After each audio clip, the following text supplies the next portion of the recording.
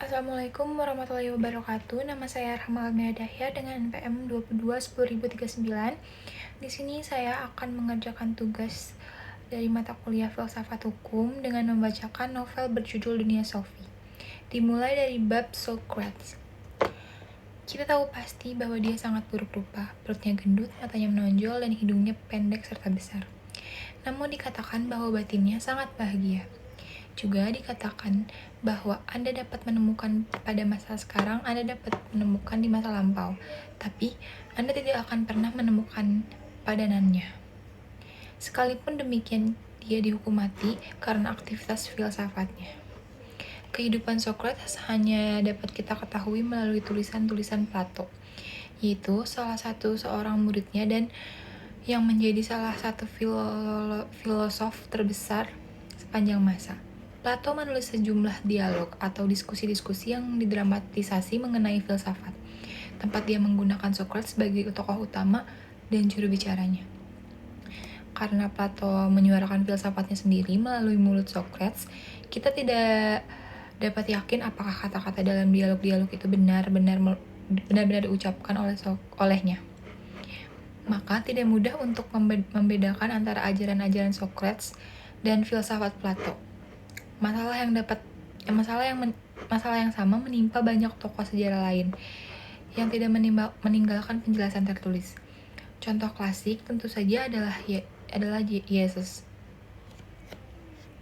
Kita tidak dapat merasa yakin bahwa Yesus dalam sejarah itu benar-benar mengucapkan kata-kata yang dinyatakan oleh Matius dan Lukas berasal darinya. Begitu pula apa yang sesungguhnya diucapkan oleh Socrates dalam sejarah akan selalu diliputi misteri. Namun, siapa Socrates sesungguhnya? Relatif tidak penting. Penggambaran Plato mengenai Socrates itulah yang telah mengilhami para pemikir di dunia barat selama hampir 2500 tahun. Seni berdiskusi. Hakikat seni Socrates terletak dalam fakta bahwa dia tidak ingin menggurui orang. Sebaliknya, dia memberi kesan sebagai seseorang yang selalu ingin belajar dari orang-orang yang lain yang diajaknya berbicara. Jadi, bukannya memberi kuliah seperti layaknya seorang guru tradisional, dia mengajak berdiskusi. Tentu saja dia tidak mungkin dapat menjadi seorang filosof termasyhur kalau dia tidak membatasi diri dengan hanya mendengarkan orang-orang lain. Dia pun tidak akan dihukum mati jika begitu, tapi dia hanya mengajukan pertanyaan-pertanyaan, terutama untuk memulai percakapan, seakan-akan dia tidak mengetahui apa-apa. Dalam diskusi itu, dia biasanya berhasil membuat para penentangnya mengakui kelemahan argumen mereka, dan karena tersudut, mereka akhirnya menyadari apa yang benar dan apa yang salah. Socrates, yang ibunya adalah seorang bidan, sering mengatakan bahwa ilmunya itu seperti ilmu bidan. Dia tidak melahirkan sendiri anak itu, tetapi dia ada untuk membantu selama kelahiran. Begitu pula Socrates menganggap tugasnya seperti membantu orang-orang melahirkan wawasan yang benar, sebab pemahaman yang sejati harus timbul dalam diri sendiri.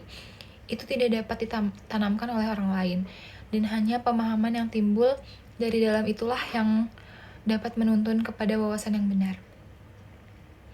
Akan aku kemukakan dengan lebih jelas. Kemampuan untuk melahirkan adalah suatu ciri alamiah. Dengan cara yang sama, setiap orang dapat menangkap kebenaran-kebenaran filosofis jika mereka mau menggunakan akal mereka sendiri. Menggunakan akal sendiri berarti masuk ke dalam diri sendiri dan memanfaatkan apa yang ada di sana. Dengan berlaga bodoh, Socrates memaksa orang-orang yang ditemuinya untuk menggunakan akal sehat mereka. Socrates dapat berpura-pura bodoh atau menunjukkan dirinya lebih tolol daripada yang sebenarnya. Kita menamakan ini ironi Socrates. Memungkinkannya untuk terus mengungkap kelemahan pemikiran orang-orang. Dia tidak keberatan untuk melakukan ini di tengah alun-alun kota. Jika kamu bertemu Socrates, kamu mungkin akan dipermalukan depan publik. Maka tidaklah mengherankan bahwa sejalannya dengan berlalunya waktu, orang-orang menganggapnya sangat menjengkelkan, terutama orang-orang yang mempunyai kedudukan tinggi dalam masyarakat. Athena itu seperti seekor kuda yang lembam, demikian perkataannya yang sangat terkenal. Dan akulah pengganggu yang menyengatnya agar beringas. Apa yang kita lakukan terhadap para pengganggu, Sophie? Suara ilahi. Bukan maksudnya untuk menyiksa sesama makhluk jika Socrates terus menyengat mereka. Suara hatinya tidak memberi pilihan lain. Dia selalu mengatakan bahwa dia menyimpan suara ilahi di dalam dirinya. Socrates mengajukan protes, misalnya terhadap tindakan menghukum mati orang. Dia juga menolak untuk memberi informasi kepada musuh-musuh politiknya. Inilah yang akhirnya membuatnya kehilangan nyawa. Pada 399 sebelum Masehi, dia didakwa memperkenalkan dewa-dewa baru dan merusak kaum muda, serta tidak mempercayai dewa-dewa yang telah diterima. Dengan mayoritas tipis, juri yang terdiri dari 500 orang menyatakan bersalah. Besar kemungkinannya dia dapat mengajukan kelonggaran. Setidak-tidaknya, dia dapat menyelamatkan nyawanya dengan setuju untuk meninggalkan Athena. Tapi kalau dia melakukan ini, dia bukanlah Socrates. Dia menghargai hati nuraninya, dan kebenaran lebih tinggi dibandingkan dengan nyawanya sendiri. Dia meyakinkan juri bahwa dia hanya bertindak demi kepentingan negara. Namun, dia tetap dihukum untuk meminum racun cemara. Tak lama kemudian, dia minum racun itu di hadapan sahabat-sahabatnya dan meninggal. Mengapa, Sophie? Mengapa Socrates harus mati? Orang-orang telah mengajukan pertanyaan ini selama 2400 tahun. Namun, dia bukan satu-satunya orang yang dalam sejarah mempertahankan pendirian hingga akhir hayatnya dan menyongsong kematian ini demi keyakinannya. Aku telah menyebutnya Yesus sebelum ini. Dan sesungguhnya ada beberapa hal yang sama antara keduanya. Baik Yesus maupun Socrates adalah tokoh yang penuh teka-teki. Juga bagi rekan-rekan sejaman mereka, tak satu pun di antara mereka menuliskan sendiri ajaran-ajarannya. Maka kita terpaksa mempercayai gambaran yang kita dapatkan tentang mereka dari murid-murid mereka. Tapi kita tahu bahwa mereka berdua adalah jagoan dalam seni berdiskusi. Mereka berdua berbicara dengan keyakinan diri yang khas yang dapat memikat tetapi juga menjengkelkan orang. Dan yang tak kalah penting, mereka berdua percaya bahwa mereka berbicara atas nama sesuatu yang lebih besar daripada mereka sendiri. Mereka menentang kekuasaan masyarakat dengan mengecam segala bentuk ketidakadilan dan korupsi. Dan akhirnya, aktivitas-aktivitas mereka mengakibatkan mereka kehilangan nyawa. Pengadilan Yesus dan Socrates juga menunjukkan kesejajaran yang sangat jelas. Mereka berdua dapat menyelamatkan diri dengan memohon belas kasihan. Namun, mereka merasa mempunyai sebuah misi yang pasti gagal kecuali jika mereka tetap teguh pada pendiriannya hingga akhir hayat. Dan dengan menyongsong kematian secara berani, mereka berhasil mendapatkan pengikut yang sangat banyak juga setelah mereka meninggal. Aku tidak bermaksud menyarankan bahwa Yesus dan Socrates itu sama. Aku hanya menunjukkan fakta bahwa mereka berdua mempunyai pesan yang terkait erat dengan keberanian pribadi mereka. Seorang badut di Athena. Socrates, Sophie, kita belum selesai dengannya. Kita telah membicarakan metodenya, tapi apakah proyek filsafatnya? Socrates hidup pada masa yang sama dengan para sofis.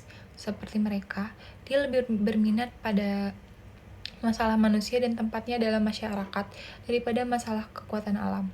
Sebagaimana dikatakan oleh seorang filosof Roma, Cicero, mengenai dirinya beberapa ratus tahun kemudian, Socrates menurunkan filsafat dari langit, mengantarkan ke kota-kota, memperkenalkan ke rumah-rumah, dan memaksanya untuk menelaah kehidupan etika, kebaikan, dan kejahatan. Tapi, Socrates berbeda daripada sofis.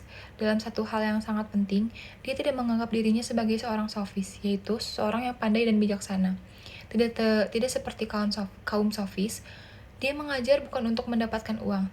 Tidak, Socrates tidak menyebut dirinya sebagai filosof, dan dalam pengertian yang sebenarnya dari kata itu adalah filosof, sesungguhnya yang berarti orang yang mencintai kebijaksanaan.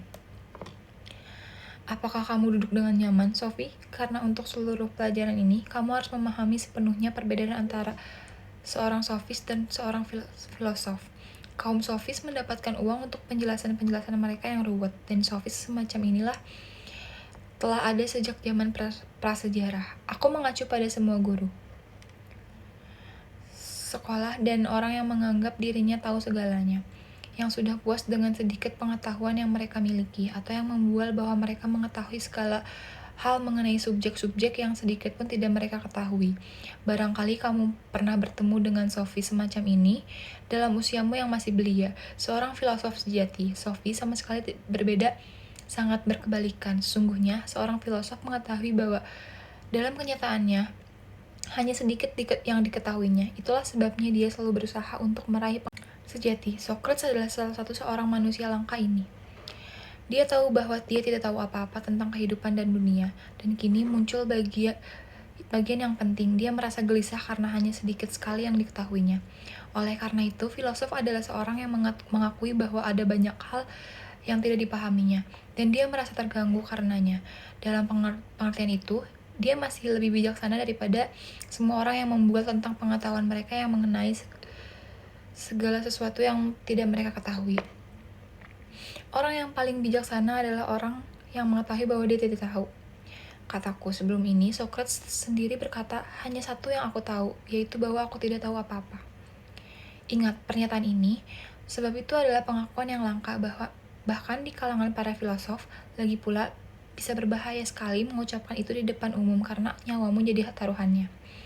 Orang yang paling subversif adalah yang selalu bertanya, memberi jawaban tidaklah begitu berbahaya, mengajukan satu pertanyaan yang lebih memancing ledakan dibandingkan dengan 1000 jawaban. Kamu ingat cerita tentang baju baru sang Maharaja? Maharaja sesungguhnya telanjang bulat, tapi tak seorang rakyat pun berani mengatakannya.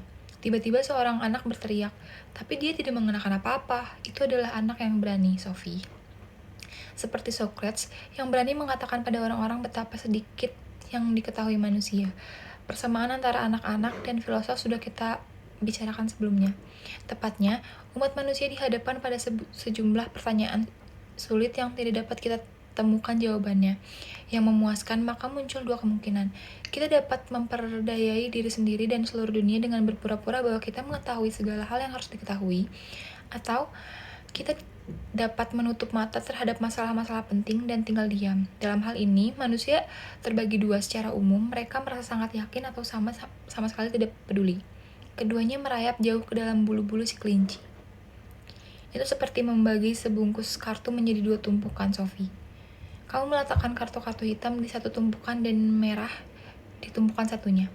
Tapi berulang kali si badut muncul dan dari kartu hati atau clover, wajik atau sekop. Socrates adalah badut ini di Athena. Dia tidak merasa yakin dan tidak pula acuh yang tak acuh. Yang diketahuinya hanyalah bahwa dia tidak tahu apa-apa, dan hal ini mengganggunya. Maka, dia menjadi filosof orang yang tidak mau menyerah, tetapi terus berusaha tanpa kenal lelah mencari kebenaran. Diceritakan bahwa seorang penduduk Athena pernah bertanya kepada peramal di Delphi, tentang siapakah manusia yang paling bijaksana di Athena. Sang peramal menjawab bahwa Socrates adalah yang paling bijaksana dari semua manusia. Ketika Socrates mendengar ini, dia sangat terkejut. Dia pasti tertawa, Sophie. Dia pergi mendatangi seorang di kota yang oleh dirinya maupun semua orang lainnya dianggap sangat bijaksana. Tetapi ketika orang ini tidak mampu memberi Socrates jawaban memuaskan terhadap pertanyaannya, Socrates sadar bahwa peramal itu benar. Socrates merasa adalah penting untuk membangun landasan yang kuat untuk pengetahuan kita. Dia percaya bahwa landasan ini terletak pada akal manusia dengan keyakinan yang tak tergoyahkan pada akal manusia. Jelaslah bahwa dia seorang rasionalis. Wawasan yang benar menuntun pada tindakan yang benar. Seperti yang kusebutkan sebelumnya, Socrates menyatakan bahwa dia dituntun oleh suara batin ilahi, dan bahwa hati nurani ini dapat mengatakan kepada yang benar. Orang yang mengetahui apa yang baik akan berbuat baik, katanya.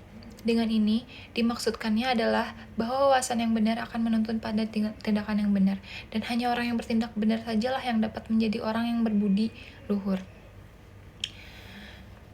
Jika kita melakukan kesalahan, itu karena kita tidak tahu. Itulah sebabnya penting sekali untuk terus belajar. Socrates berusaha untuk menemukan definisi-definisi yang jelas dan secara universal diterima mengenai benar dan salah. Tidak seperti kaum sofis, dia percaya bahwa kemampuan untuk membedakan benar dan salah terletak pada akal manusia, bukan masyarakat. Barangkali kamu beranggapan bahwa bagian terakhir ini agak terlalu kabur, Sophie. Coba kamu kemukakan begini. Socrates menganggap bahwa tidak mungkin seseorang dapat bahagia jika mereka bertindak menentang penilaian mereka yang lebih baik. Dan orang yang tahu cara meraih kebahagiaan akan melakukan hal itu. Oleh karena itu, orang yang tahu apa yang benar dan bertindak benar, sebab untuk apa memilih menjadi tidak bahagia. Bagaimana pendapatmu, Sophie?